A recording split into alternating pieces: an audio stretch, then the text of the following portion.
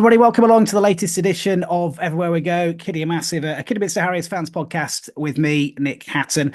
Delighted to say my guest today is the man who is the only man to take us to the Football League. 25 years ago this season, we won the National League title, the conference title back then, of course. So it is a very good evening to Jan Molby. Jan, how are you? Yeah, wonderful. Thank you. It has indeed been quite a while, hasn't it? And in many ways, because of what's been ongoing, it does feel like a long time, doesn't it? But yeah, such is life. Yeah. So when we finally got around to organising this, for people who don't know, this has basically been 3 years in the making, and that's all down to me being very busy and very slow. But when we finally got a date in the diary, did your mind start sort of wandering back to your days at Agbro?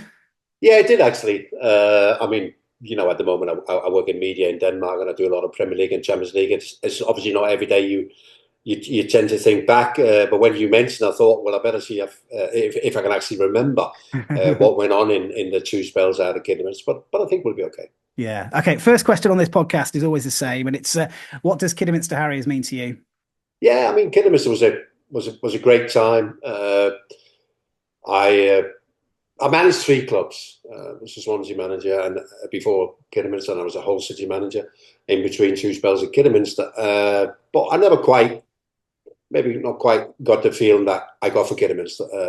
And maybe that's also to do with success. But I also felt that the sort of responsibility that I was allowed to have, certainly during my first time when Lionel Newton was the chairman, I enjoyed that. I think I was in a position where I wouldn't abuse any kind of power that I was given, because I don't think I was ever a grab manager. Let me have more players. I'd rather just have a settled squad and let's try and work with the players. So yeah, Kidderminster means a lot to me. It was a great time, and you're looking back. I don't know. I mean, you mentioned going into the Football League. How big that was, I don't know, but it felt big at the time. It didn't quite work out the way we maybe would have hoped long term. But at least you can sort of look back and go, well, we tried it. We had to go. Yeah. So 25 years on, it's worked out quite nicely that it's 25 years this year. Take us back to then when you were offered the job, because I remember sort of in the closed season. Obviously, I think I was about 18 and then not involved at all in any kind of journalism. And then it was on the back page of the local paper, Jan Molby to be Kidderminster boss. Now, Liverpool were the team when I was growing up. You were a massive part of that, of course. So that was massive from my point of view to have a man of your stature take it over at the club. So how did it come about then? How did you get involved, and how was the job offered to you? Yeah, so as I mentioned before, I had a spell as a player manager at Swansea, and there was a guy involved who used to be a scout at Liverpool, and when I was sacked at Swansea and I didn't pick up any jobs for a while, he kind of took it upon himself to try and get me a job. And I'm going, it's okay. I'm not desperate. I can live without it. If nothing happens, then nothing will happen. And then he came up with the Kidderminster Harriers job, and I have to be honest, I had to do a little bit of research on Kidderminster Harriers at the time, and I went, I want to try and avoid non-league. And certainly if I'm going to go into non-league, I want to try and avoid a club that's part-time. Because you had full-time clubs, which I guess would have been at a massive advantage. Yeah. So I wanted to avoid those things. But I agreed to meet the chairman, Lionel Newton, and the rest is almost history. I kind of enjoyed Lionel's company, and I also enjoyed, he didn't have any necessarily big plans for Kidderminster. He'd been asked to come in and look after the club, and he said, I'm quite prepared to do that. Stability really is the first thing. When I spoke to Lionel, I thought stability. This guy's going to give me a budget and let me get on with it, and it's not going to be interference every 5 minutes. And I quite like that. And when you look back to the start we had in the conference, that stability that I felt that Lionel would provide is exactly what we got. Yeah. We'll talk about the start and how the season went. I've got all the fixtures, everything's here in front of me as to how the season went. How was the club sold to you then? As you say, you had to do a bit of research, which I don't think Google was around. Google may have been around then potentially. I don't know. No, yeah. So how did you find? What did you find out, and what did Lionel say to you about the club? Well, obviously, what Lionel was trying to sell me was that Kidderminster Harriers is a well-established non-league club. It's one of the bigger boys in the conference. They've had a couple of seasons maybe it didn't go to plan. I think they'd finished 17th and 15th in the 2 seasons before I got there. He said, and we're a little bit more ambitious. He said, but we're never going to be in a position where we're going to throw money at it. We have a budget and we're going to go with that. And that is exactly what I found out. I mean, we were in negotiation before the previous season had finished, and I went to a couple of games and had a little look. And it was kind of I looked at the team and I thought, I don't know, you kind of go, what's this team capable of? I really don't know. But one of the things that might actually attract me was that there was a number of players out of contract. And I thought that gives us a bit of room to manoeuvre. I know that when some of those players were released, we might not have made a lot of friends at the time, but we felt that was needed. And as I said before, you finish 17 and 15. Now, sometimes there has to be a reason for that, doesn't it? So, yeah, it was kind of sold to me as the guess there will be clubs at that level who will never be able to win the league. But Kidderminster wasn't one of them. Yeah. Kidderminster is a club that was capable of winning the league because if you got things going, you get good support, you'll be able to attract players and whatever. And that was kind of the thing. So, okay, so what we need to do is try and get this going. So you say yes, then you take the job. So as you say, you would have seen the side the last sort of few games. It was a really mediocre season that season beforehand. Graham Alder had gone, which was a big sort of culture shock for the club because he'd been there the previous 15, 16 seasons, I think. So that was massive, and you arriving was a big shock as well. So what did you feel that the side needed? As you say, quite a few out of contracts. And I'm just writing down some of the names that eventually came in: Rennie Peterson, Thomas Scobier, Phil King came in, Ian Foster and Andy Brownrigg, all players with sort of pretty decent experience behind them. So what was your thinking behind bringing those in, and what did you feel the side needed? Yeah, I mean, to start with, it was obviously a case of getting good players I thought could do a job. And I was quite keen on dipping into the foreign market a little bit with my background being Danish, obviously, and I thought I could bring a couple of Danes in who might be able to do a job. One did and one didn't do so well. But in terms of how we wanted to play, I didn't have any great feelings about that as I took the job. I thought we'll have a look at it. It's very important to have a look at how the other teams play and what was the norm in non-league football at that time. And the norm in non-league football at that time was generally a 3-5-2 system with 3 big centre-halves defending on the 18-yard line, a big and a small striker, physically strong in midfield. And, that's kind of never been the way I wanted to play. But you can't be naive either. You can't go in and think I can do all sorts.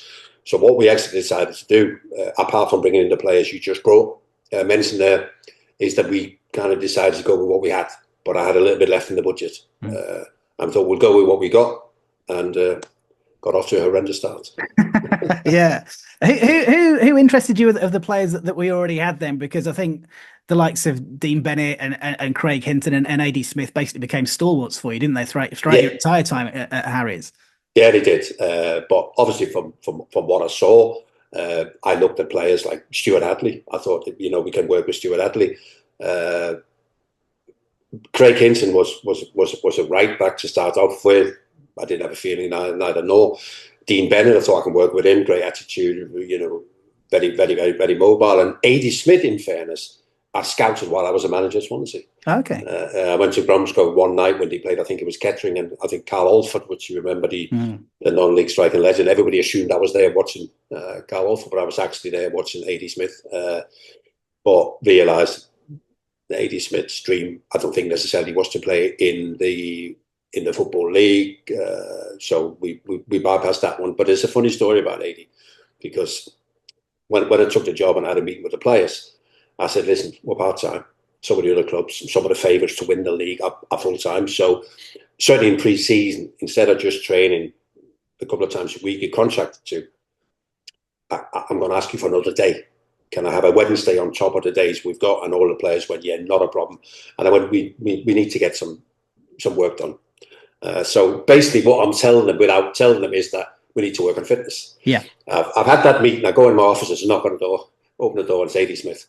And he comes in and, A.D. with that big smile, and he goes, Gaffer, he said, the day before we start pre-season, I'm going on holiday for 2 weeks. I was like, you know, I've just asked for more training, you know, and now here you are going away for pre-season. But luckily, you know, and I learned this when he came back. He was very naturally very fit boy. Yeah. And also, I mentioned, sorry, I forgot one there, which was obviously Paul Webb.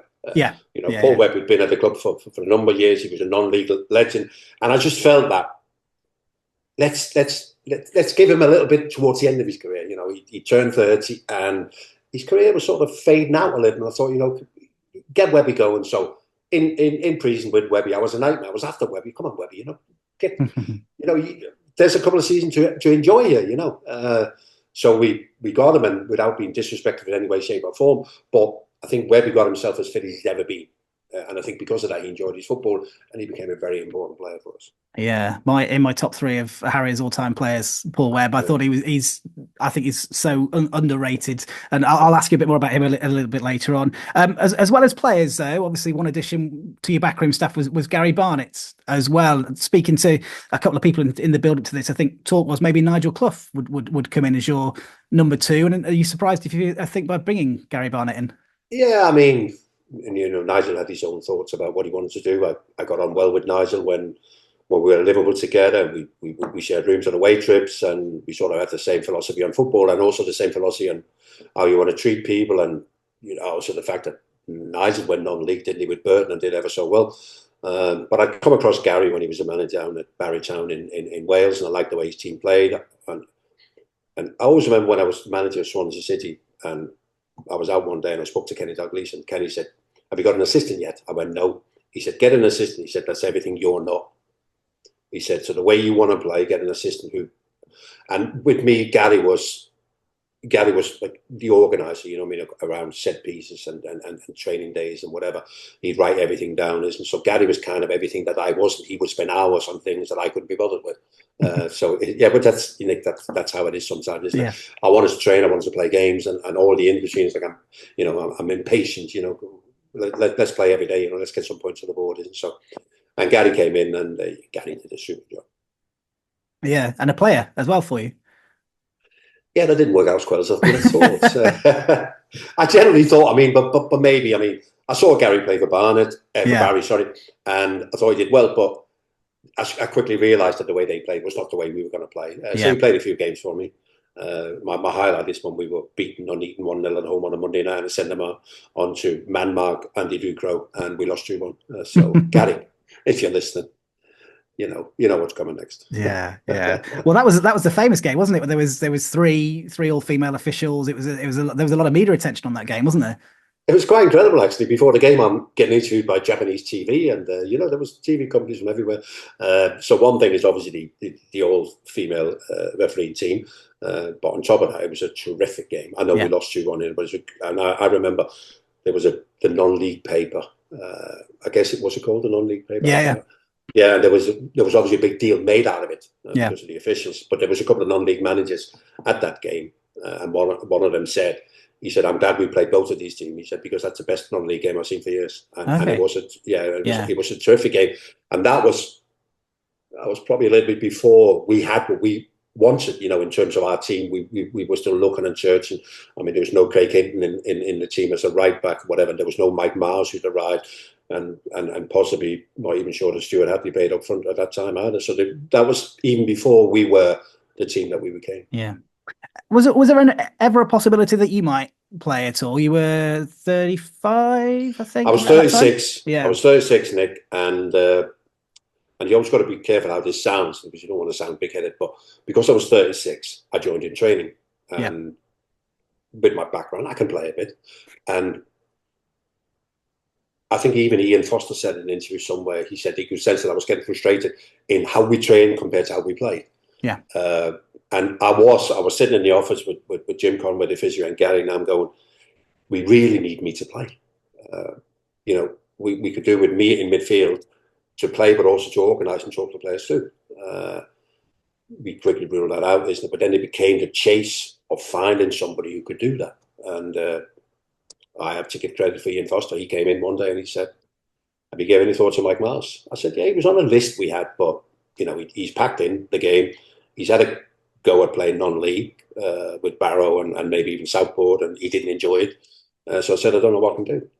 But I rung him up, and he said, nah. He said, I'm finished with the game. I said, well, give it a second thought. He said, nah. I rung him up again, and I said, come down Saturday, watch us. We're playing Southport, your old team. He said, nah, I'm going on holiday. And then I rung him up again and said, we beat Southport 5-0. And he goes, you don't need me. I said, yeah, we do. You're exactly what we need. So Ian Foster got on the phone to him, and he agreed to come down one Thursday night. Train with us one Thursday, and after the game he went, parity, I want parity. Whoever's your highest paid player, I want the same. I signed a blank contract and walked out. And Mike Mars became a Kidderminster Harriers player. Yeah. I think he lost twice in his entire Kidderminster. Is that what it was? Yeah. Yeah. I mean, yeah, the Woking one, you know, but yeah, I remember the catching one when we lost. And it obviously wasn't a disaster because we'd been going extremely well on it. We were top of the league at that time.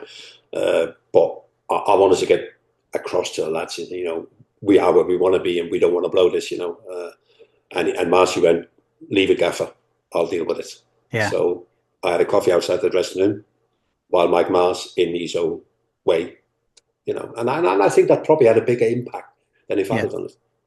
So yeah, very grateful for that. I'm going to take us back in time just slightly because I kind of try and make this as chronological as possible. My sort of first sight of your team was the Aston Villa friendly.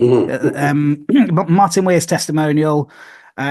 I think the weather was awful, wasn't it? I think it was Monday night. Yeah, seem to remember as well. And we won well and deservedly so, with probably still one of the best goals I think I've seen in from a Harriers team. Yeah. I mean, looking back, it was a nightmare, wasn't it? Because it straight away built the expectations. Maybe 10, 15 years ago, we were talking about that game, and somebody went, who was in that Villa team? I can't remember. So we Googled it. You know, it was David James in goal and Southgate and, you know, Paul Merson, and they were all there. Boateng, Dion Dublin, Hugo they were all exactly. Yeah, they were all playing. You know what I mean? And like you said, you know, there was nothing fluky about the win. No. And what actually pleased me more than anything was the fitness levels that we showed. You know, you're thinking, I'm sitting there, I'm going to gym, Conrad Division, I'm going 20 minutes to go, we're going to blow up here. You know what I mean? But we stuck with it, and then of course you get expectations all of a sudden that this might just lead to something. Yeah, the benefit of that extra Wednesday. That was what. There we are. Hey, it doesn't take a lot, Nick. It doesn't take a lot. Just that extra day. I mean, that goal, still I can see it now. I was luckily where I was stood. I was in the north stand, just slightly to the right of the far post, where Dean Bennett put the ball in, Hadley's header, and even now I can see David James full stretch in midair, getting nowhere near it. It was just the perfect header. Can you imagine a goal being scored in the Premier League today? You know that it's a lightning quick counter. It's like little quality, isn't it? So, and just one thing on that game, you correctly mentioned, it was Martin Weir's testimonial. And that's another thing I look back and think, you know, if only Martin Weir could have been part of what we did. Yeah. But once he realised that there wasn't going to be a lot of minutes for him, he wanted to play. And I was never going to stand in his way. And again, I believe that we left, you know, as amicably as we could have done. But I do look back at some of those boys and, you know, they've given their whole non-league careers to Kidderminster Harriers, and when the big moment comes, unfortunately, they weren't there. So, but Martin was a super guy. Yeah, well, he had his testimonial. That was the thing, wasn't it? I think if it had happened, you know, 6 months before he was due a testimonial, I think it would, you know, rankle a few, wouldn't it? But he got his nights, and you know, the rest is history, isn't it? Let's talk about the bad start then, because you talk about that Villa win being possibly one of the worst things that could happen. Opening game of the season, we lose 2-1 at Dover. Lose away to Yeovil, at home to Dover, lose away at Yeovil. And then I went to that Rushden game, which was an absolute roller coaster as well, 5-3. So 3 games in, 3 defeats. How are you feeling? Yeah, pretty down, to be fair. I didn't know what to expect. And I also knew it was a tough programme. You know, I knew Dover, for as much as whatever Dover are today, well, at that time, they were a proper contender. And then, of course, Yeovil and Rushden being the big boys. But I did generally think we might have been able to pick up a win and maybe a draw. I look at the first game against Dover. They had a man sent off. We made 2 individual errors that led to the 2 goals. On top of that, we hit the woodwork 3 times, lost 2-1. And it was again this, where's our goals going to come from? You know, where are we going to get our goals from? And then the second one again, Yeovil, we had 2 men sent off.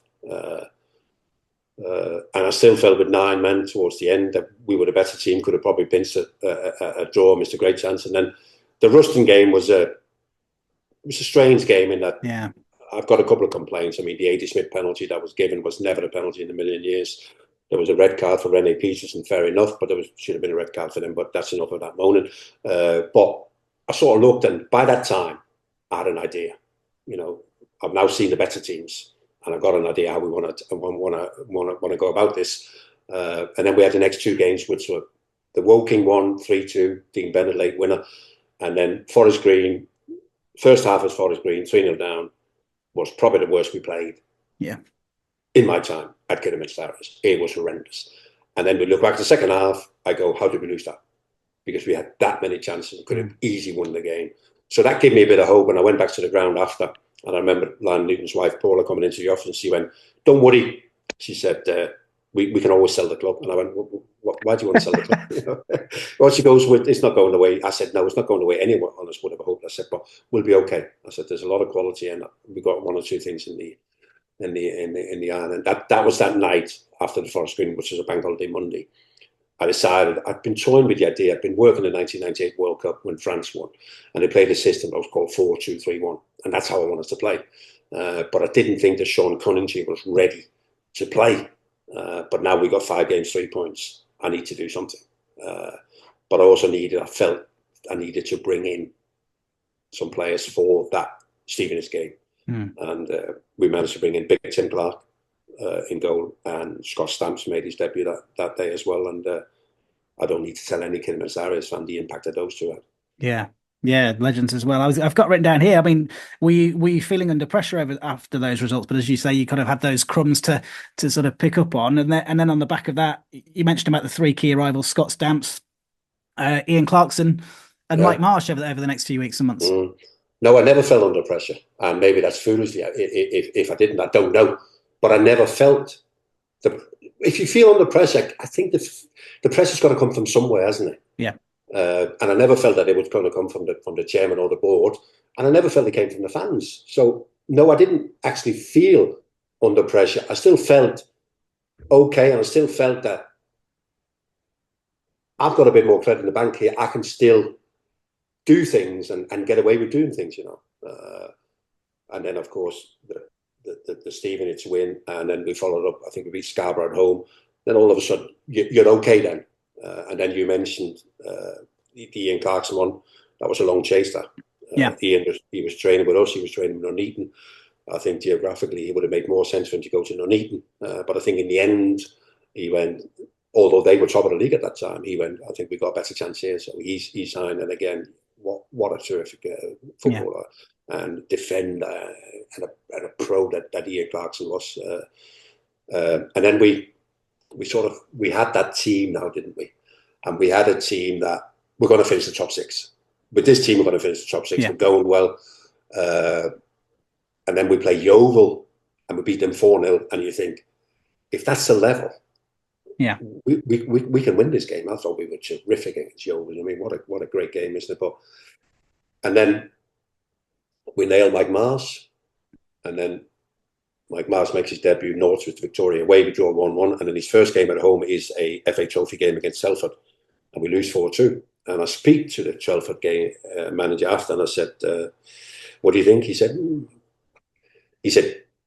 "You're the better team than we are." He said, "And you got a better chance of winning the league than we have." He said, "But we picked on your lack of pace at the back." Yeah. And I'm thinking about, it's not A.D. Smith. Yeah. You know? So again, Stephen Pope was a great footballer, but we pushed another 15 yards further forward at the way that we defended. So on the Monday night, there was a reserve game at Ednesford. And I said to Gary, play Craig Hinton as centre half. I drove down. I know it's only a reserve game. He was like a Rolls Royce as a centre half. Yeah. And the following game was a home against Kingstonian. Straight in, the whole dressing room when I went, and the centre halves are Craig and Smudger. And the whole dressing room was like, Craig, centre half. Great reader of the game, quick, good use of the ball. And that really, from that day on, and we beat Kingstonian 2-0. I think Mark Drew scored twice. Probably first time in that season where you kind of, you lean back in your chair and you go, I don't think we could have done any more in terms of strengthening the team. We've got some really good players, and we filled key positions. Fullback. I mean, you talked about before. Mike Marsh lost twice in his Kidderminster Harriers record, but if you look at our defensive, for like 20 odd games, we hardly ever conceded, did we? Yeah. And you would never ever say that we were a defensive team. No. We had no 6'3" centre halves. Where Smudgy was 5'9" and Craig was 6 foot. They pushed up on the halfway line. I remember when we played Yeovil and Jim Conway was the physio of the England C team, and he goes, "What are we going to do against Patmore?" It was Warren Patmore, the big striker at that time. I said, "He won't get anywhere near our box." I said, "Every time we're just going to squeeze to the halfway, and then we're going to squeeze to the halfway line." And in the second half, I looked at Warren Patmore. He's going that to the manager. He goes, "How do I get anywhere near their goal?" So we were brave. We wanted to play like that, but also it gave people like Craig Hinson and A.D. Smith a chance of being the stars, isn't it? Yeah. Because I remember towards the back end of the season, we played Southport away. We beat them 1-0. And my ex-teammate, Mark Wright, was the manager of Southport. And he played with 3 centre-halves. And he said to me after the game, he said, "I don't like you centre-halves." So I said, "No, but you wouldn't, would you?" I said, "Because they're not 6'3" and we don't defend the box." Yeah. He said, "Nah." He said, I just don't, And those two, when they came in the Football League, it's kind of going off track a little bit in it. It's one of the regrets I have is that Craig never got a chance at a higher level. I could not believe that clubs didn't see it. The only one who came in for was Stockport when they won the championship. And, when you look at how football was then, how football is today, Craig Kiddy would have been a perfect centre-half in today's football. Yeah, but he became a stalwart for us, didn't he? Both him and AD were your centre halves. They were Ian Britton's centre halves, weren't they? As well, it was. I mean, they are legends, aren't they? It was really disappointing to see. Well, AD obviously left for personal reasons, didn't he? In the end, and Craig, financial issues. I think it was. Yeah, it was. Yeah. And his decision to go to Bristol Rovers. But I don't think I would have put one of the key reasons for us winning the title was the shift of Craig to centre half. People always immediately look to Mike Marsh as sort of the big one. Yeah, well, Mike Marsh was the big one. I obviously knew what he was capable of, but the big thing was that he was an organiser. He never got to be an organiser at Liverpool because he was never a regular, and also there was bigger names, so he never got to. But you always sensed that he wanted to do more, and he was capable of doing more. Some people want to be organised but not capable. But I know he's capable, which I think he's proved subsequently with his career as an assistant manager at many championship clubs. He's done ever so well for himself because he's an organiser, and that's what I wanted. And I remember when he came in, he said, "So what's this all about?" I said, "Well, it's about being able to glue it all together. We've got a lot of good players here." I said, "But we do have players who need a bit of help." So Paul Webb can do what he does, but and he's great, he's competitive and all that. But use of the ball, short passing is what Webby does in it, but it probably doesn't have your vision. I said Dean Bennett just needs cajoling along. You need to talk to him all the time, tell him when to run, where to run, and he'll do great. And within 10 days, and one of those games with a defeat against Telford and whatever, the players, the first one was Scott Stamps, and he went, "What have we got to say, Gaffer?" With Mike Marsh. He said, "It's just unreal." Yeah. And I think the players looked, and then it becomes much more of Mike Marsh has come down to play Kidderminster after he's retired. We're not going to let him down, So we're not letting him down. We're not letting the fans down. We're not letting Jan down. So it becomes an added sort of motivation for the players, isn't it? You know what I mean? And I think a lot of those Kidderminster Harriers players would have been in their private lives quietly would have gone, "You want to see this player we're playing with?" Mike Marsh, "Oh my, yeah, he used to play for Liverpool. He's unbelievable," because that's the feeling I got from the players. Yeah, and it was obvious as well that there was never kind of the big I am with Mike either. And I imagine for one, you wouldn't stand for that anyway, and two, reading some of his sort of quotes recently, he talks about how much he loved it, how much he just loved playing for us, and there was no sign of any ego. It was all not about him; it was about the team. So he played non-league before he came to us, and he said, "I didn't enjoy it." And it's all very good me then saying, "Well, we want to do things different. We want to play football as much as we can." But you've got to have the team to do it, haven't you? Yeah. So it was a bit of a balancing act, and I'm thinking, how are the players going to respond? But you mentioned there before, he said how much he enjoyed it. At the end of the season, you go to the non-league dinner, Stratford-upon-Avon, and it was the first time he brought his wife. I knew he's very private and he doesn't bring his wife and his kids, but he brought his wife. And I had a chat to her because he won Conference Player of the Year.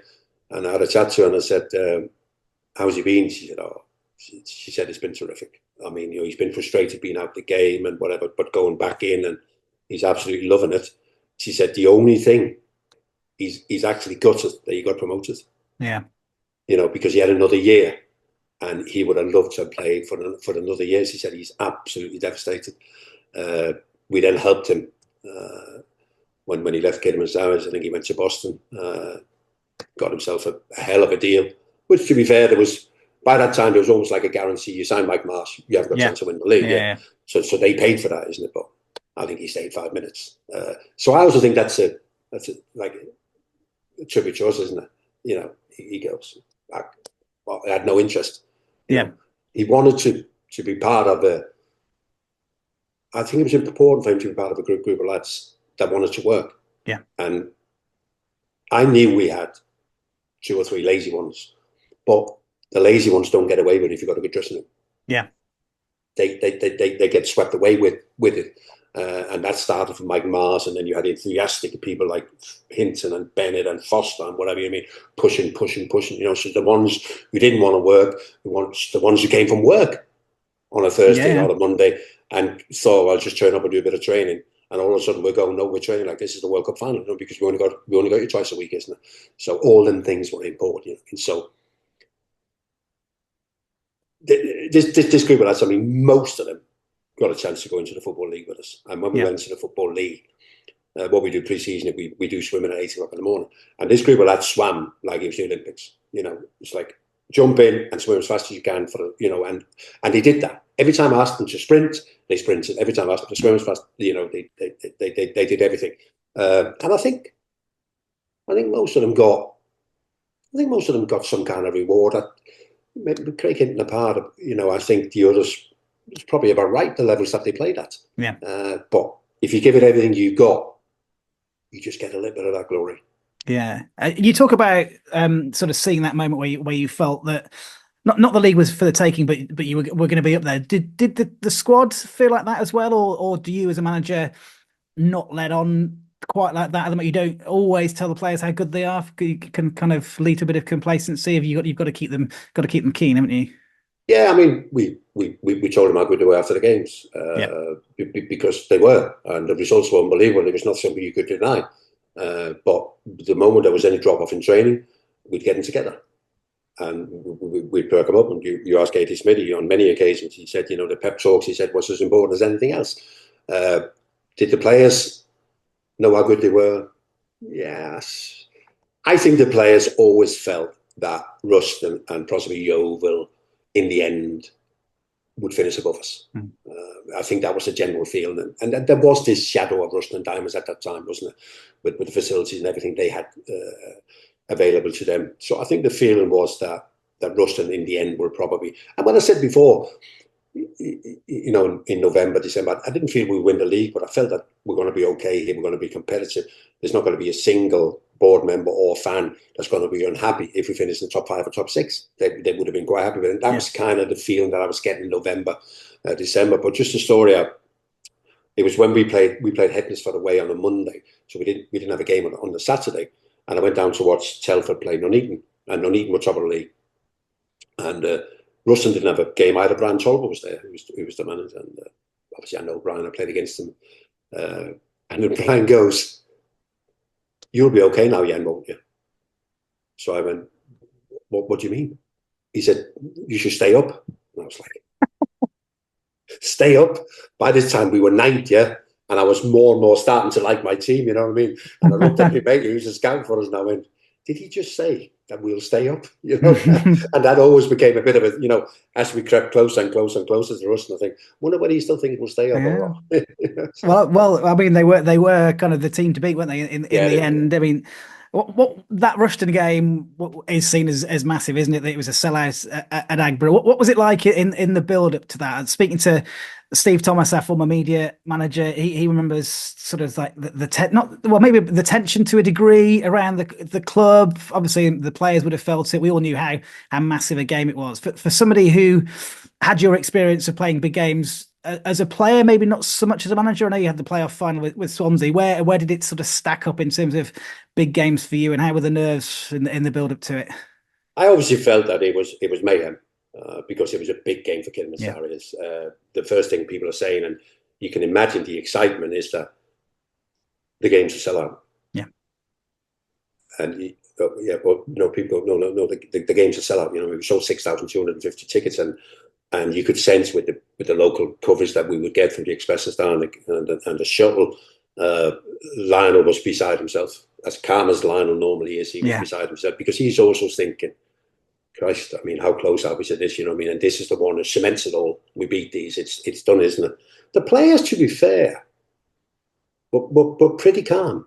The players were okay, and I was okay because I knew I could trust the players by then. The only one we didn't have available to us was Thomas Skopiak, who got injured against Altrincham. But everybody else was available and going well. And it was just a case of who plays instead of Thomas, and we decided in the end on Phil King. But the players, I think, by that time, gone, yeah, okay, it's going to take a lot, when they roll into town and what they got. But I think we can do it. So, yeah, the whole day, I mean, I remember driving down from my home with my family and listening to Radio 1, and it was on Radio 1, wasn't it? Because of the one of the DJs or whatever on Radio 1 was a Kidderminster Harriers fan, wasn't it? Yes, and so it was even on Radio 1, isn't it? Then you kind of realise, and then you get into Kidderminster Harriers, and there's already a bit of atmosphere, isn't it? Leading up to, and people walking up to the ground, and there's always a bit of life in the Harriers' arms and whatever. And then when they went out for a warm-up, Gary took them for a warm-up, he come back out and he went, unreal, he said, the lads are buzzing. As they're running across during the warm-up, whatever, they're getting clapped, there's an atmosphere already. So you kind of know this is a big game, but the biggest thing is still to come, isn't it? And I remember Gary saying, "What team do you think he'll play, Ruston?" I said, "He'll play the tallest players he's got. He's the same as most non-league teams. You believe that we lack height, but we don't concede any goals, so I'm not worried about that. We don't concede from set pieces, we don't concede goals, so I'm not worried about that." I said, "But I'll guarantee when you see their starting 11, he'll be the 10 tallest outfield players he's got." There it is. All the tall boys. I think he made 3 or 4 changes, put all the tall boys in. And Gary goes, "What do we do?" I said, "First corner, we leave 3 up in the halfway line." So we left Dean Bennett, Phil King, and Mike Mars on the halfway line with the first corner. Brian Toll was sitting in the main stand. He come rushing down, panicking already. Because he obviously had to drag 3 players back to have 4 against 3. So already all his plans, and I think he's probably thinking, the nerve of these, because when you come faced against a team that's good at set piece and whatever, most people probably wouldn't have left 3 up on the halfway line to force them to leave 4 at the back end. So they were worried more than what we were worried. It was a difficult game on a dry pitch, on a pitch, to be fair, which we'd spoiled during the season with our training. And that was a big issue at the club at the time. Where do we train? We train on the pitch. But when it rains, we can't train. I said, I need to train. I don't care. If we wreck the pitch, we wreck the pitch. And the pitch against Ruston wasn't ideal. It was dry and it was bumpy and whatever. We got the penalty. Ian Foster. Yeah, I guess Ian Foster probably would have been nervous. But he also had the right personality, you know what I mean? Yeah. To do that. And then a great favourite of mine, shame we never got more from him during his time at Kidderminster, Andy Brownlee, when he scored that second goal, on the pitch. And I think that was obviously the time that we all realised, bloody hell. What, you realised that you were staying up? Yeah, we were definitely staying up. Yeah, I should have turned round to Brian and said, I think we'll be okay now. But yeah, it was. But of course, it wasn't confirmed till. Did we have another one? I think we played Southport away, North at home before he was confirmed. Yeah, I think there was 3 games, wasn't it? I think there was a few more games, wasn't there? Yeah.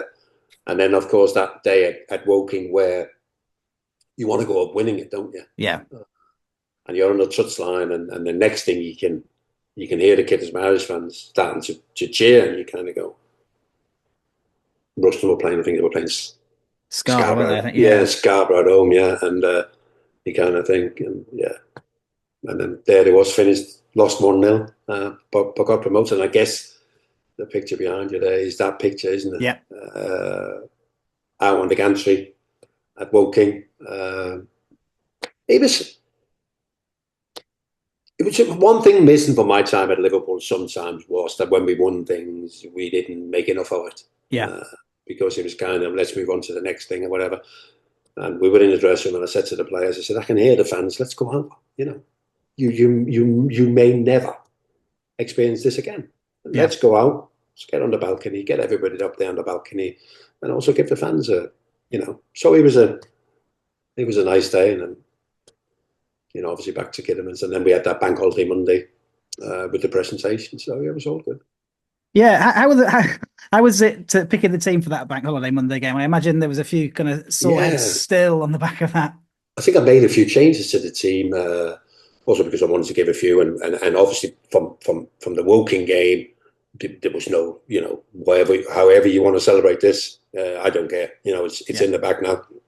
Obviously, we've got 3 games to go, but it is what it is, isn't it? And the Forest Green game, I think, for the first half, we just felt we needed to show everybody we were the best team in the league and race into the 3-0 lead. In the second half, a few more changes, waiting for the presentation. It was kind of one of them things. And of course, Forest Green were fighting against relegation, so it was a big game for them, isn't it? It was a big day for us, but the game was secondary.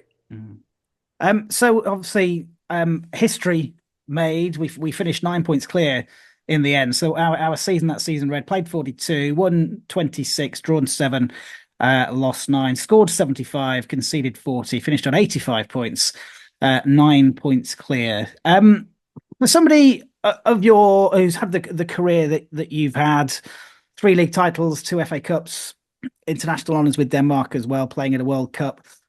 What did winning the league with us mean to you? Where did it sort of stack up in all of your achievements?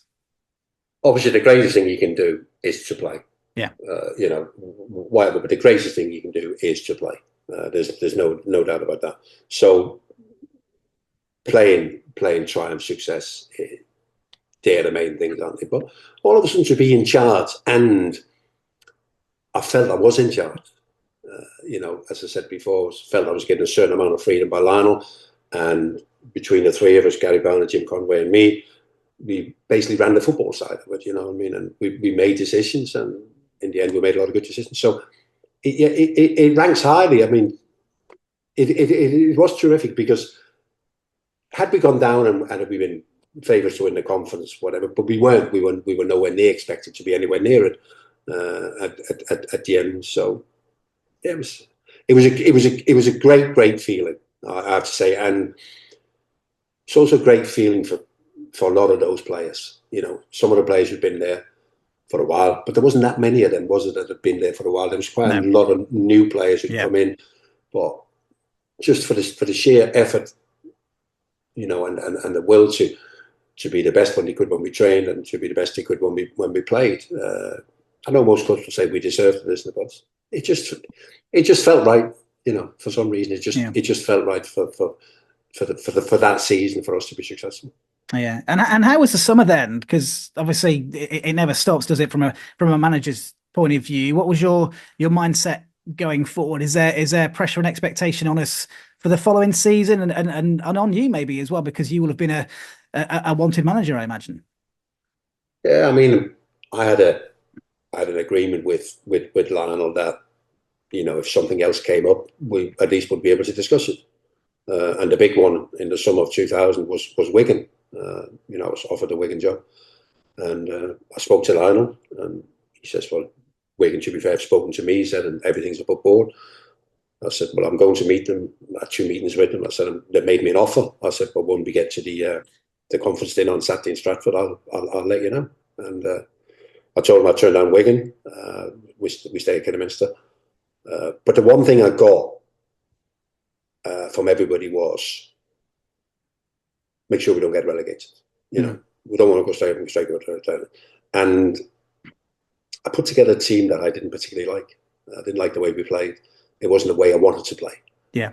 But I think if you look at our first 17, 18 games, we were dogged, we were difficult to beat. We didn't lose many games, No. but it was like borderline unexciting, wasn't it? And I wasn't a big fan of it. So we saw that season now finish wherever we finished, and I take some 16th it blame. was. 16, yeah. Yeah. I take some of the blame for that. I got that wrong, but then straight away we then started to rebuild for the following season. And if you look and you follow it, I know you do, so you would be able to see, isn't it, the way that what we're trying to do. You know, we're bringing in different players, more excitement, more pace into the team.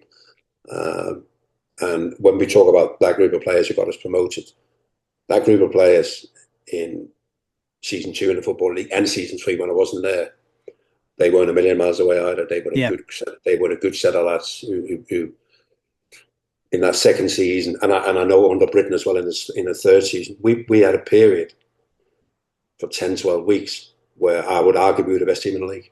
Yeah. And that's talking about Luton and Plymouth and. Well, I was going to mention Luton had a mysterious flu bug, didn't they? That exactly. Yeah, and then when they turned up on a Tuesday night, we didn't have 11 fit players. Yeah, but I just thought for a spell that team was terrific. The way that we put them together, and again, it's like you have an idea of how you want to play, and then you put it all together, and then you go, we just miss something.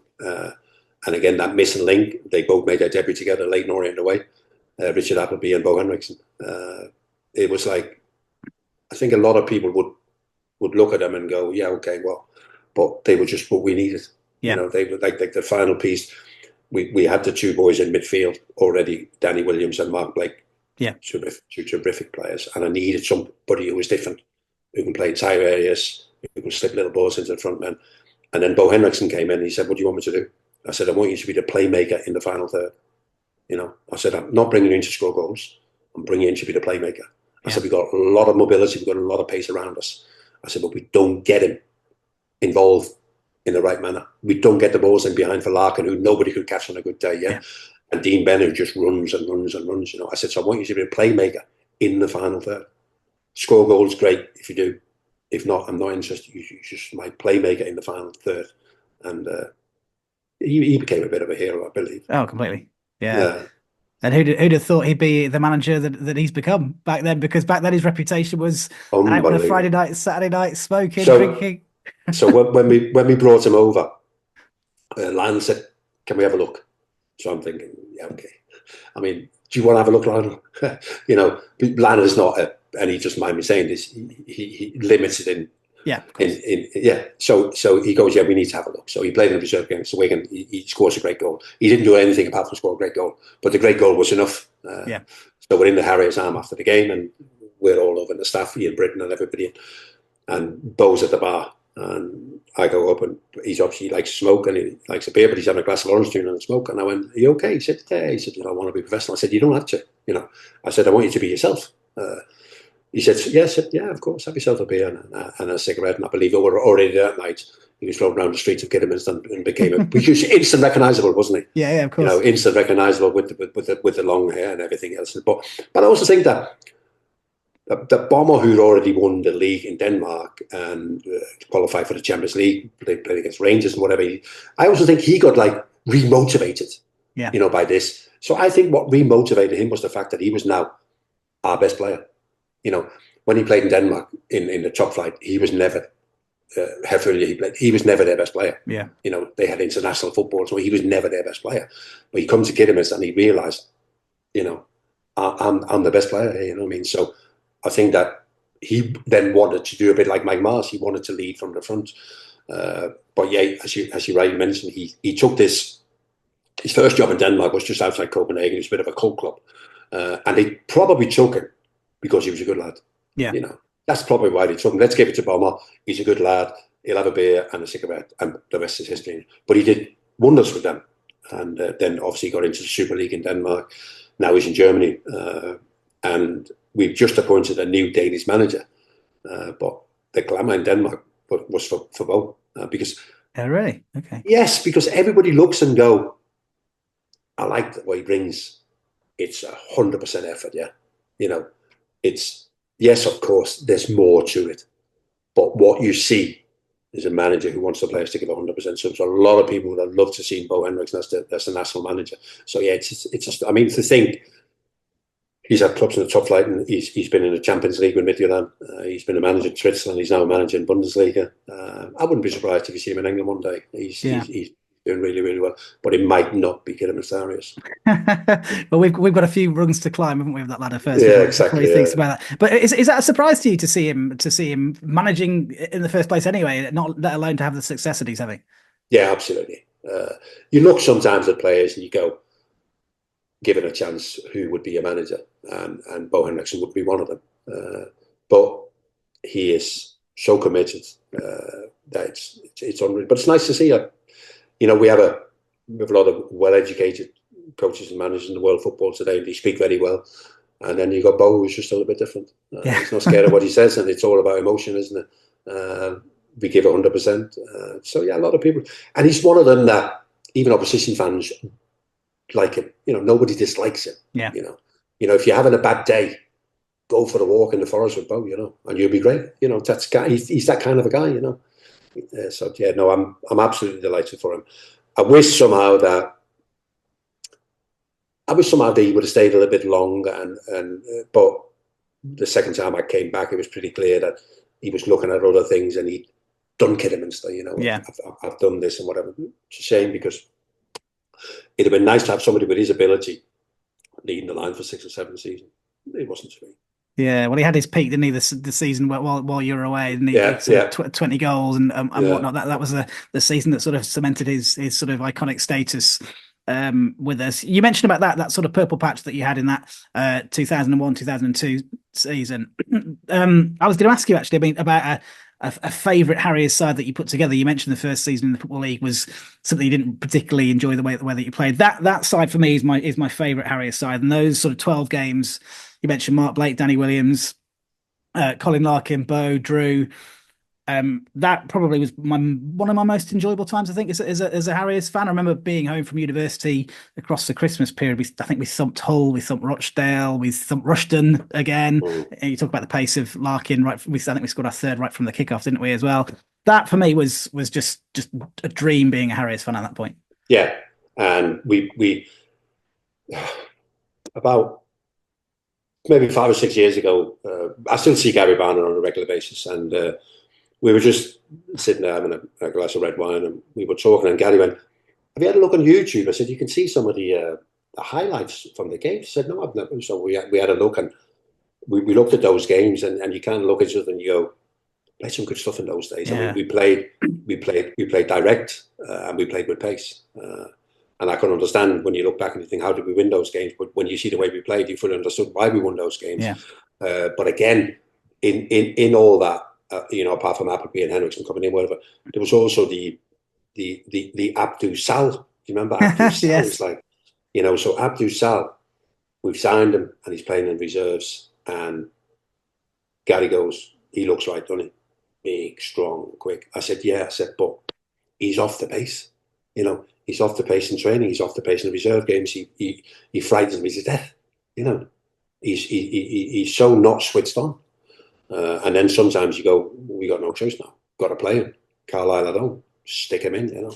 He scores on his debut, and it just gave him unbelievable confidence. And I was trying to think, how long was he fantastic for? It wasn't that long, but I certainly thought that.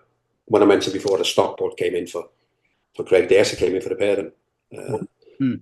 Carlton Palmer was the manager of Stockport in the Championship, and he came in for the pair of them. And I would have loved for the two of them to have been able to go, but Sal's career in the end sort of didn't really deliver what it had promised. But again, it was just a breath of fresh air because of the way he was, isn't it? But yeah, we had some, you mentioned before, Danny Williams and Blake. Danny Williams, who I knew from my time at Liverpool when he was an apprentice, and I knew he could play. And he came down back, whether it was a young lad grown or whatever, and he could never get over this back sort of thing. But then we had the physio Jim, who was very good with things like that, and convinced him, "Listen, it's only pain, you'll go through this." So we got him fit. And then he wasn't playing well to start with. And I pulled him aside and I went, listen, Danny, I said, this isn't like Wrexham where you just one of the players. I said, we need you to play well. Because if you don't play well, we're not a good team. Yeah. And I don't think he'd ever felt that responsibility before. I said, I need you to play well. If not, we don't have a good team. And he was like, really? And when I look at his career after, when he went back home to Wrexham,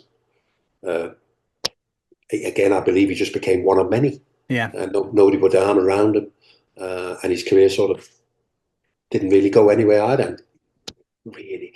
If you'd have kept Danny motivated and kept him fit, he again could have played at a higher level. I mean, when he was at his best, I was just say to him, you have a way you want to play. I said, and I want you, Danny, near the ball.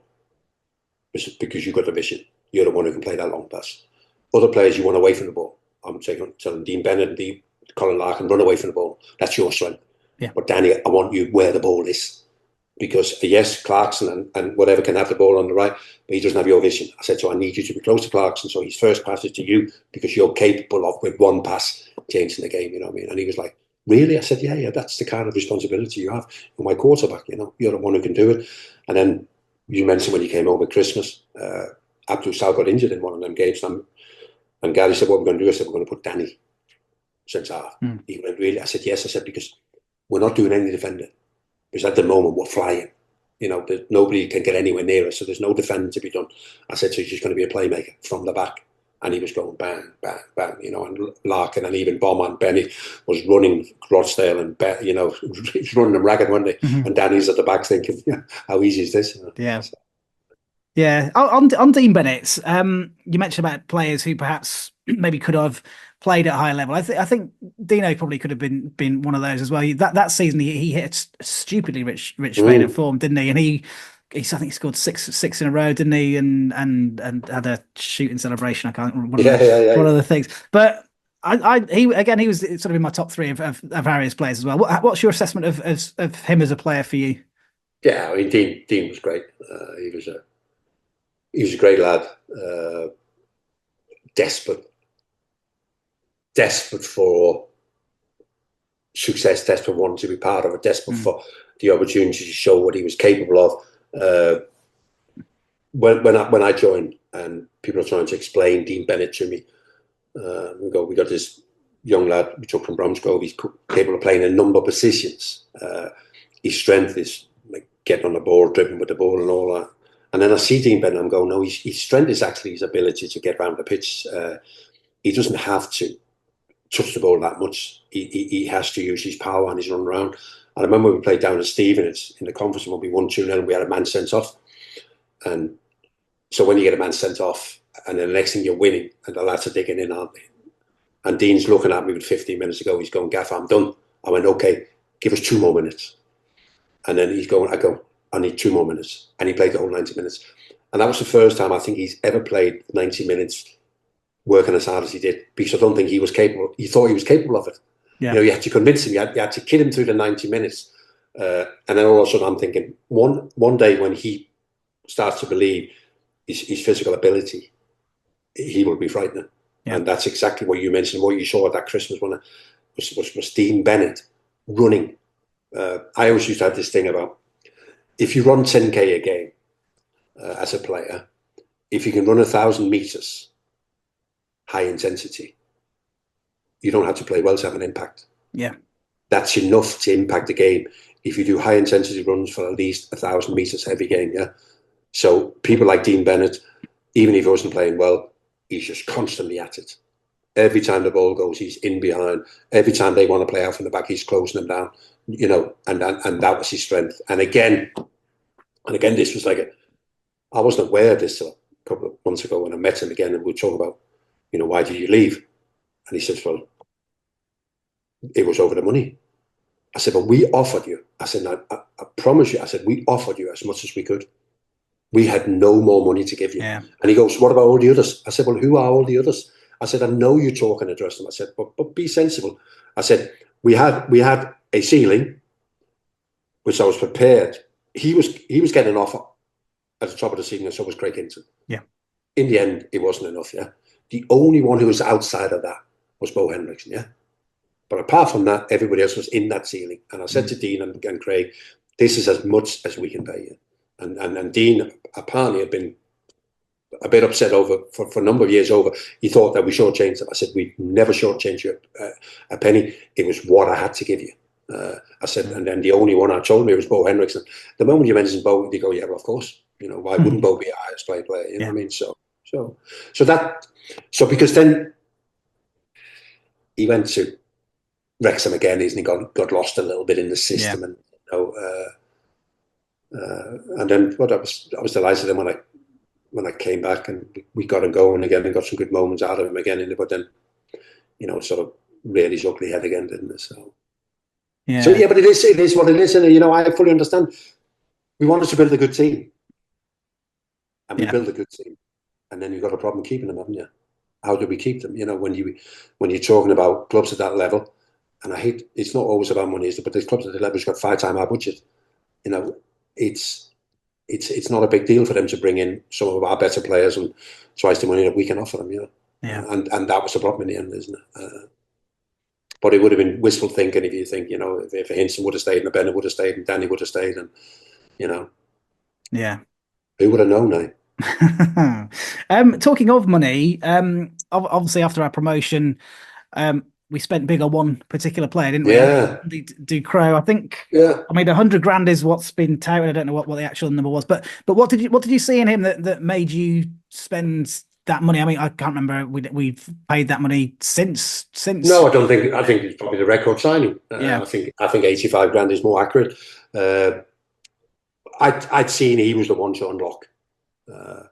I just thought that if you look at that midfield in the conference, Dean Bennett, Paul Webb, and Mike Marsh, I just feel that now we're stepping up.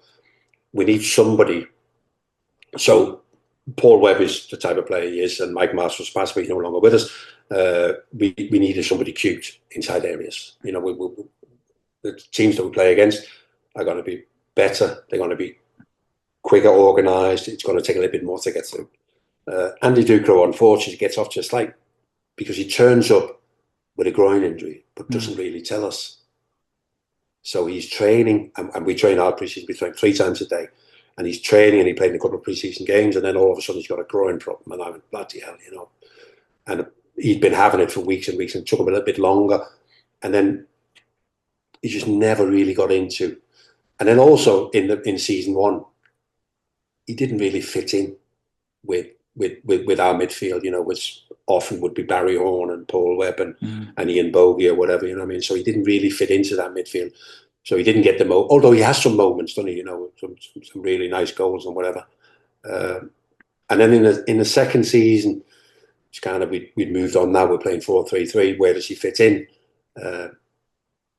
Possibly playing in midfield, isn't it? But I've already got my eyes on Richard Appleby, which I think is a better bet. And so in the end, he just fills it out for him a little bit at Kidderminster. But I think he went to Burton, didn't he? And did okay after that. But he was in training. That's the end of the play. He was a terrific footballer. You know, so light on his feet, too good feet and whatever. But yeah, it was a shame but it was also what type of players do you like as a manager, isn't it? Yeah. And he's the type of player I like, you know. I'm just sad it didn't justify 85,000. Doesn't sound a lot to us, but it was a lot at the time. Oh God, yeah. And it just didn't justify it. Let's talk about the whole City situation, shall we? Because obviously that season we had that spell where we were flying. Lionel then left, didn't he, a few months after that, and then obviously everything was up in the air, I suppose, then, and then the whole City situation kind of is in the press. From your point of view, tell us what happened in what sort of initial interest, I suppose, and the moment you decided that you were going to make that jump. Yeah, I spoke to Hull, which again was above board. Hull contacted Kidderminster Harriers and asked for permission to speak to me. I met their chairman, who wasn't the owner, a guy called Adam Pearson. And we spoke, and it was a bit. What do you think? And he goes, well, we should be in the top 3. We should be in the top 7. And I'm going, no, you should. there's better teams at this level. You're probably not as good as you think you are. We talk back and forth and whatever, and it's one of them, isn't? I'm not sure. It's I might get a better opportunity at some stage. I don't know. My biggest problem, however, was the chains at Kidderminster with Baldwin, Young Johns, and Barry, and I just felt that this is going to be volatile. This can go either way. This doesn't feel as safe and stable as when Lionel was here. Why was that though? Because results were still okay, weren't they? There was nothing wrong with it. Nothing wrong, but I just felt that Lionel would be a man of his words. At the start of the season, you have your budget and on you go. And I was never quite sure whether that would be the same. Also because I don't think any of these gentlemen had the money behind them that Lionel had. Yeah. So in case there was a shortfall or whatever. So it became very much, balance the books and whatever. But I also got the impression that there was obviously a release clause of me going. And I always got the impression that they'd already spent that. They were kind of, we get money for the manager and we'll move on. After all, it's just the manager, isn't it? Yeah. So that disappointed me a little bit. There was no, I had a drive around with Colin Young Jones in his car. We were talking it through and whatever. But I never felt, I think Lionel would have walked into my office and he would have gone, Jan, I want you to stay. Yeah. I never, Lionel is like, Colin is like, yeah, but it's a great opportunity for you, and maybe this is what you've been waiting for. And I'm thinking, well, I've never really given the impression that I was waiting for anything. I was quite happy where I was. So maybe that. But the timing of it all was horrific. The chairman of Hull lost his head. We'd agreed that amicably we would sort it all out in the summer, and then they lost the game and came on the phone and said, now or never. And by the time I decided I was going to take the job, you have to come. We've got 4 games left, and that's how it all ended as a bit of a mess. Yeah. That I left with a few games to go. Who knows? Kidderminster finished just outside the playoffs, I think. The plan was from the chairman of Hull for me to go and get them in the playoffs, which there was absolutely no chance of. So the way it played out was not the way I would have preferred it. That's for sure. And your time at Hull, it must be hugely disappointing for you to go from us to a club the size of Hull. Was it two wins in the 17 games? What was behind it just not happening for you there? So again, what do you want? We need to get promoted. Yeah. That was a clear message. We need to get promoted. We can't afford to be at this level.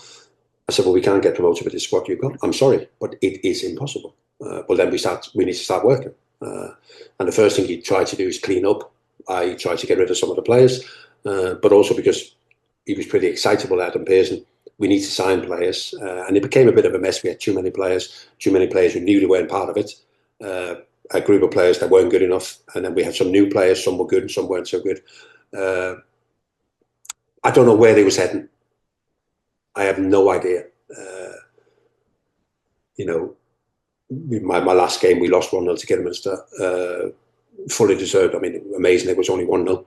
And I said to the chairman after, I said, that's kind of what I'm looking for, that enthusiasm, that pace and everything else, and it's going to take time. But again, the worst thing we did was the pre-season leading up to the 2002-2003 season. We had some really good results. We played a couple of championship teams, Grimsby and Bradford, beat them both 3-0, and everybody's going wow, and I'm the only one. I mean, even Gary Barnes went, we're going to win the league. I said, not with this team. Not hoping out. This team will not win the league. Yeah. So I don't know. I don't look back and go,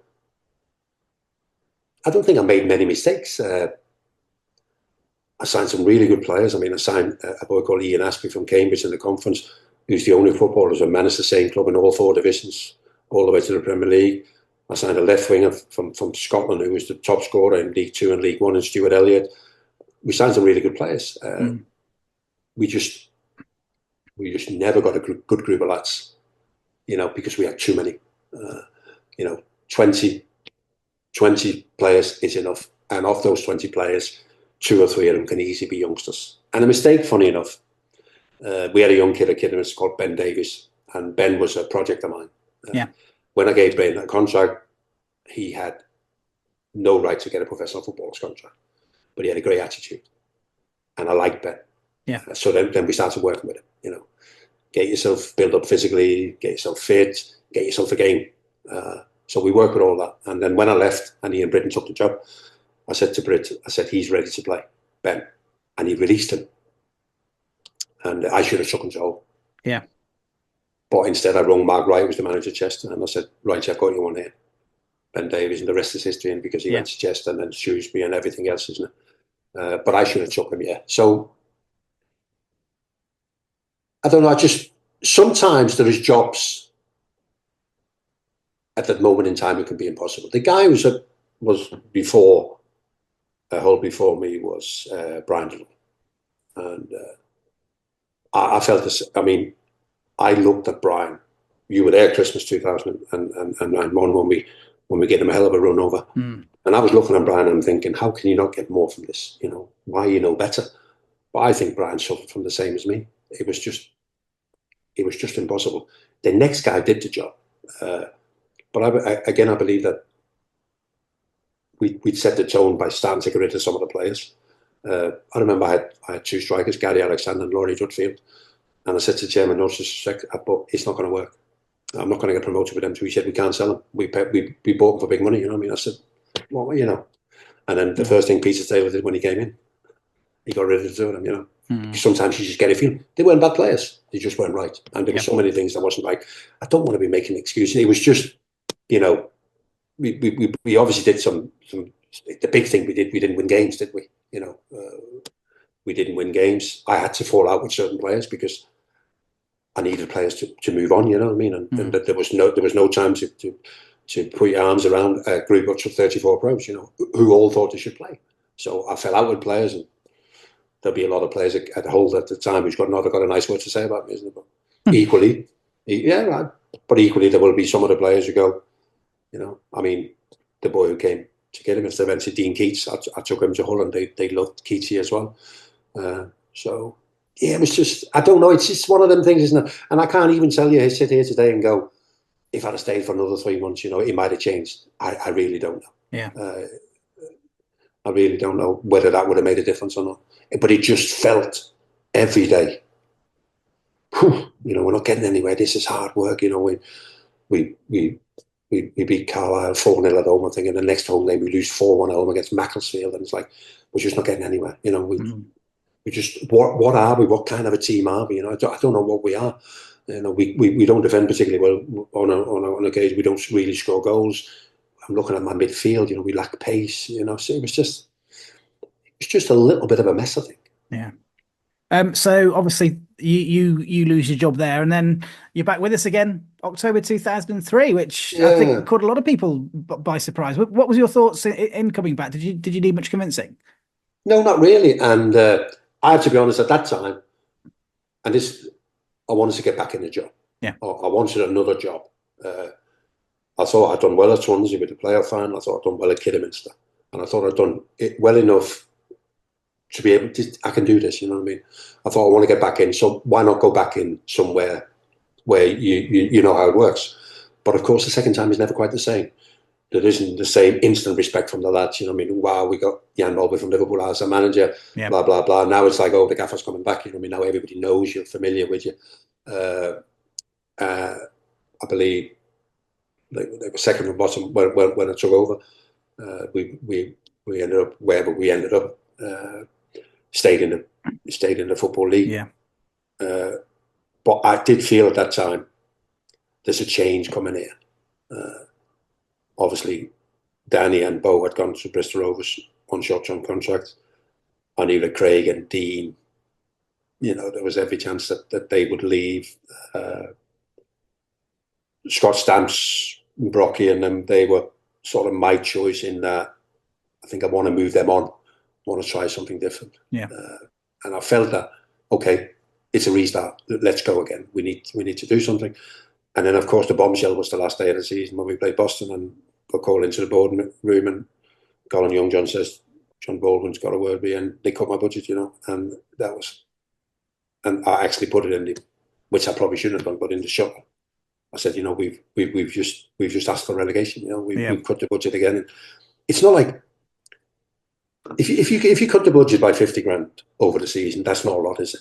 No. But it's instead of having 5 players on £800 a week, you can only afford 5 on £600 a week. Yeah. So it's £200 a week. So it's, so that's where I'm going. But now I have to generally, in the players that I want to bring in, and I have to go for the lower quality of player, and really £700-800 at that time was at the lower scale at that level, you know what I mean? So I completely went the other way, and I thought, I'll see if I can invent some players. I want to take players who are slightly different, players that nobody else wants, see what we can do with it. We obviously had Iceland Christie, who was injured and nobody wanted to touch him, but I thought we'd get him going, which we never did. Ruben Hazel, I needed a right back. It was a mystery. I don't know what was with his injury, and I don't know who. Did he ever put on a Harriers shirt? I don't think he did. And I don't know who did the medical or whatever. It was like, another Mickey Mellon came in. I wanted Mickey Mellon to be my new Mike Mars, It didn't work out. Loan players were okay from Portsmouth. A couple of lads we brought in. We managed to bring Simon Brown back from West Brom. And, again, a meeting with the board. And I said, listen, I thought we might have been further down the line with the players we could bring in and the team. So this is survival. We just need to finish third bottom. Yeah. I said, and we will 100% not finish the bottom 2. But in the end, I say they did, because how many I left after 15 games, I think. Mm. And then they did. I would have persevered with Frederick and Yusuf and them because they had something. They were both great athletes. Frederick had a tremendous attitude. Yusuf was a sulker. Didn't work without the ball. Didn't work when we were losing, but he had ability. Yeah. And I just think that eventually you'll get him going and you'll have somebody where people go, Christ, what a good player he is, But the next people, which often happens, doesn't it? It's like a free hit when you walk in as a new manager. Yeah. And the previous managers left you players that are not doing well. I'm not going to sit here and say that they were doing well. But whereas I can't tell you where I would have ended up at Hull, I can guarantee you I would have finished with enough points to stay in the Football League. And I would, in the end, have got the likes of Frederick and Yusuf to look like Football League players. Yeah. But we just never got a chance.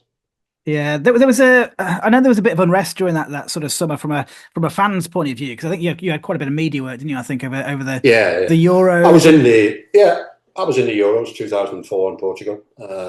So what I did in those days, I mean, in 2000, I was in Holland, Belgium during the Euros. 2002, I was in South Korea when I was manager of the. And of course, when you look back at these things, you think maybe we were doing too much in a very busy period. Having said all of that, though, the three, my main aim that last summer, 2004, was goals.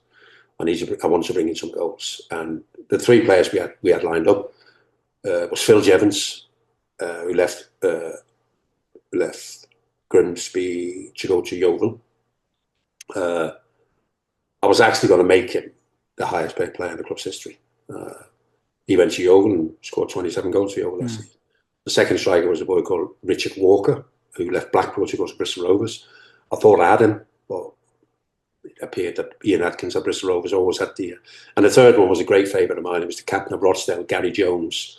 And I could just about match his Rochdale wages. But he was never going to come from Rochdale to Kidderminster on the same wages. So what could have been? And that was like the dream.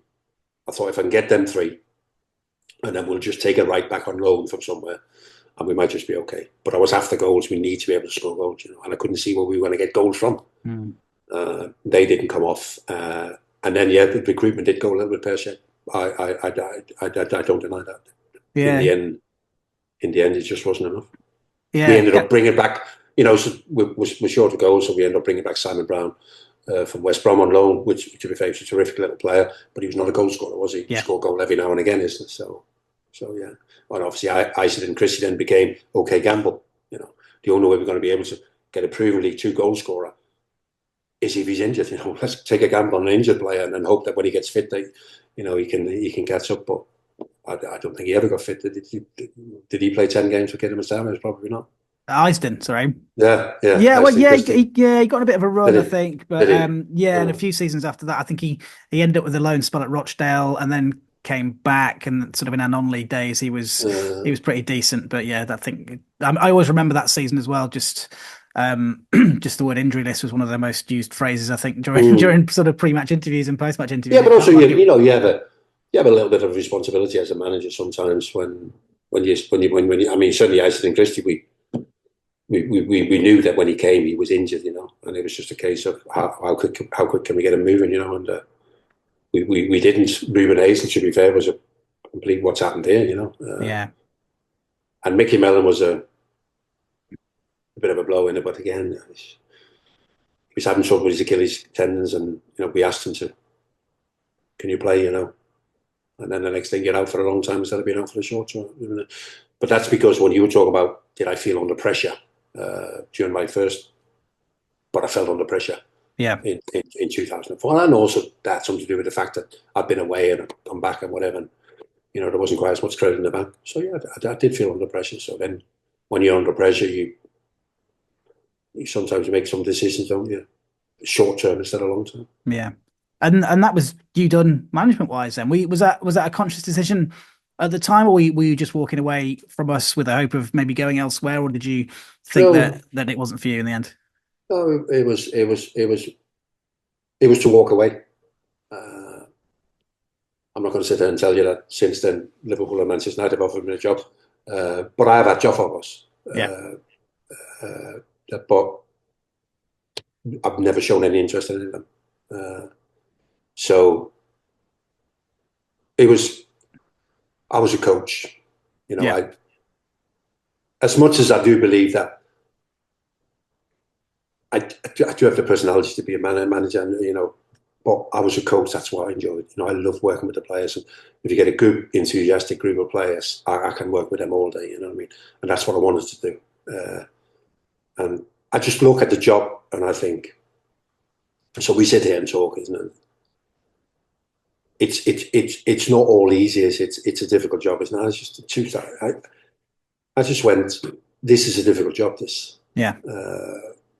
Every time you take a new job, you start all over again, isn't it? And there's absolutely zero guarantee. That was kind of, I'm not scared of a challenge, but it was just one of them that I thought, no, I can easily do without this. As much as I've enjoyed it, I can easily, it's a bit like when I left Liverpool in 1996. I'm okay with this, It's my decision. Yeah. I'm okay with this. So that's what it was. And people talk to me today. People no longer talk to me about being a manager, but people ask the same question as you did. Did you ever miss it? I said, not really. I never, even some of the clubs where I was offered jobs and wherever you look at it, I never followed their results. But I do have a little look at Manchester, Swansea, Hull and Kidderminster. I do keep an eye on them. Wish them all the best, Sort of breaking my heart a little bit with Kidderminster, but on the other hand,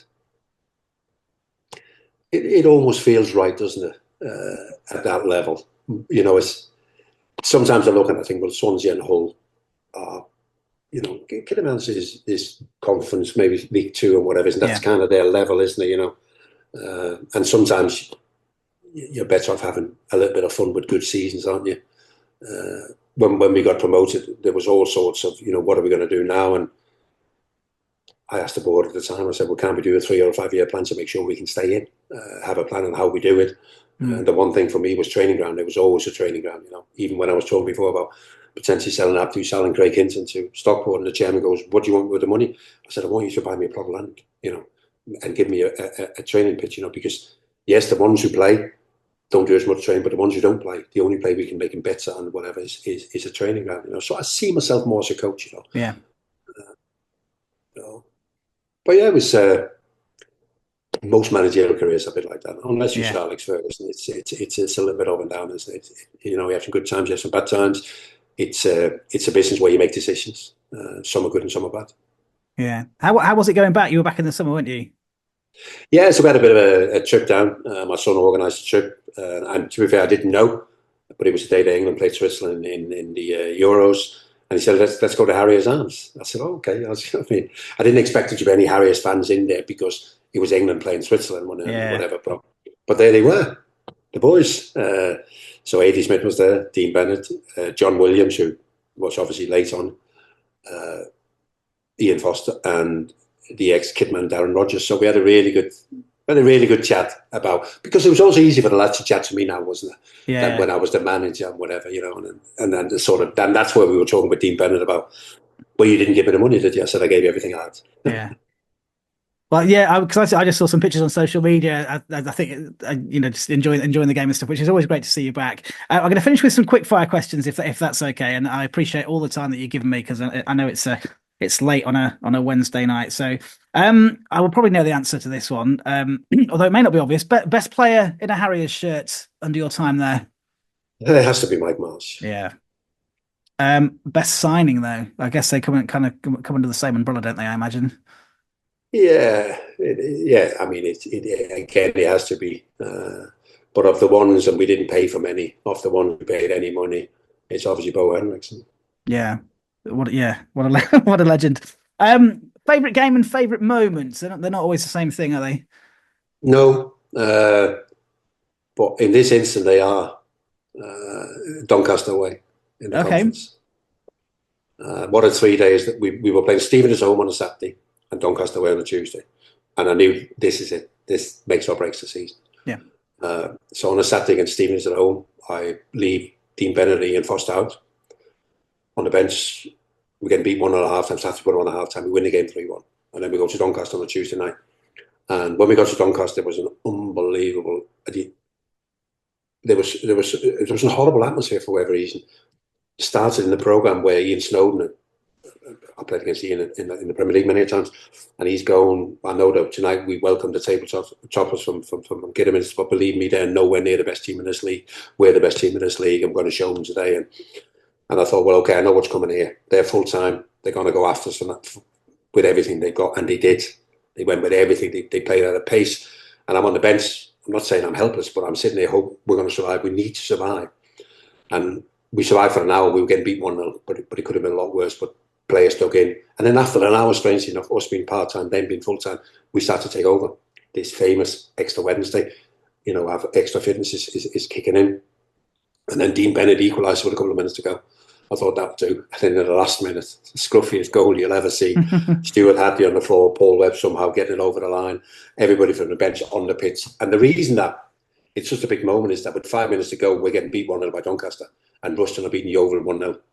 In the end, Ruston drew 1-1 and we won 2-1. What a swinging points that is. Yeah. So I just thought that everything that maybe a lot of people didn't think we were about, we showed that night in Doncaster.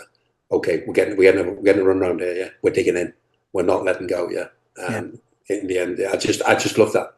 I love that moment and getting into the dressing room after. It was like in a hostile atmosphere, because it was still hostile after the end of the game. I mean, you know, it was just one of them. Is the way you look at all them lads and you go, yeah, well done, lads. You know, you've done yourself proud tonight. That was a hell of a performance. If you could do one thing differently during your time at Kiddy, what would it have been? I would have stayed. I should have stayed in. It's looking back, it was an easy decision. The whole thing about Hull felt right until it didn't feel right, and I still went ahead with it. Yeah. Where do you think we could have been if you'd have stayed on? Ooh. I don't know. Because the season afterwards wasn't a bad one, was it? Because he No, got no. us flying, so Yeah. it's difficult to kind of say, I suppose. Yeah, it's difficult to kind of say. And, I'm not criticising anyone in it, but maybe we might still have been a Football League team. Yeah. Yeah. Well, I think probably a few agree with you as well. Most underrated player. I've got Paul Webb and maybe Stuart Hadley sort of in that kind of bracket potentially. I don't know. I think you've given Paul Webb the plaudits in this interview. Yeah, and Stuart Hadley was well, as we used to call him, Lord Hadley. He was strange in many ways that you could never quite work out how motivated he was, how badly do you want this. And in that season when we won the league, it was kind of a feel. When we got to December, we were playing Scarborough away, and I left Mark Druce out and put Hadley back in, and they all went, why is that? I said, just the last couple of days training, I just think he's starting to realise it's more fun being part of it, being in it, you know what I mean?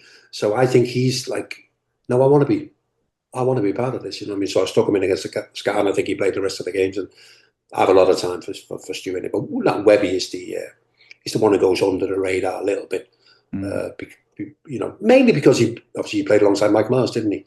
And people will always, when they talk about midfield, people will always talk about Mike Mars, but traveling around and speaking to people, and everybody in non-league knows about Paul Webb and what a great player he's been over the years. Do you still have the green shorts now? Steve Thomas, who I was speaking to earlier, I know initially you gave them to him, didn't you, when you left to go to Hull? And he said that he had them, and then when you returned, you wanted them back. Yeah. And then so he doesn't know where they are, whether you still have them or what. No, I definitely don't have them anymore, which is a shame, isn't it? The lucky green shorts, yeah. I believe it was a lucky green shorts day, last day of the conference season when I all sing them away. So, I think so, yeah. I'm sure somebody out there must have a pair of green shorts that will fit me. We were wondering whether they were in the National Football Museum, but I don't think. Yeah, no, they're not quite. There is a picture of me, but they're not to do with the green shorts. Finally, then, Jan, how would you like to be remembered by Harriers fans? I think it's pretty straightforward. It's the guy who eventually took into the Football League. I got the impression when I turned up at Kidderminster Harriers is that this is something that this club have been wanting for years. That was the impression that I got. I think there's a lot of clubs who play in non-league, and that's what we play. But I just always felt that Kidderminster thought that one of the bigger clubs at that level. So when I got there, that was the impression that this is a club that wants to play in the Football League. So that's all. I want to keep it nice and simple. If you want to, I was the guy who took them into the Football League. Yeah. Happy days. And I said, well, like you say, you came back in the summer. It's talk of a reunion as well. Excuse me. It'd be great. It would just be great to have you back. And I think if there can be a night of the class of 99, 2000, that'd be great to get a lot of people there to sort of show their appreciation. I think because I think the sort of the two times that you left didn't have the opportunity for fans to sort of say their thanks. I don't think, because I think the last time we saw you, first time around, was you disappearing down the tunnel against Cheltenham. And then obviously Chester. Yeah, Chester. So yeah, I think you deserve a proper ovation, I think. Listen, it would be terrific. I believe there's people working on paternity a night, and it'd be great to see some of the players back. And I know that a number of the players are pretty good at still visiting Accra and whatever. But I also think there probably is a couple of players they haven't seen for years. Yeah. So it'd be nice to get them back and also hear their stories. They'll have their own memories from that season, and also hear from them. I'm here trying to tell you on their behalf what it meant and how big it was for them. Maybe also for them to say, Katie Smith, how big was it for you? So yeah, it would be a nice evening if it was possible. Well, I'll see if I can make a few calls and get a few more on this. It'd be great to get to speak to them. I know Craig Hinton said he'll do it a while back, so hopefully we'll get him on and a few others as well. But Jan, thank you for doing this. Really appreciate you taking a lot of time out of your night to do it. Thank you for the memories as well. Great days across both spells. I didn't get to talk to you about the Wolves near as well. Those were great days as well. But thank you for talking to me, and look forward to the reunion if and when it happens. No, absolutely, and it's been great chatting to you, and I hope it clears up one or two little things about things that went on at the time. And as to say, up the Harriers. Exactly. Cheers, Jan. Thank you. Thank you.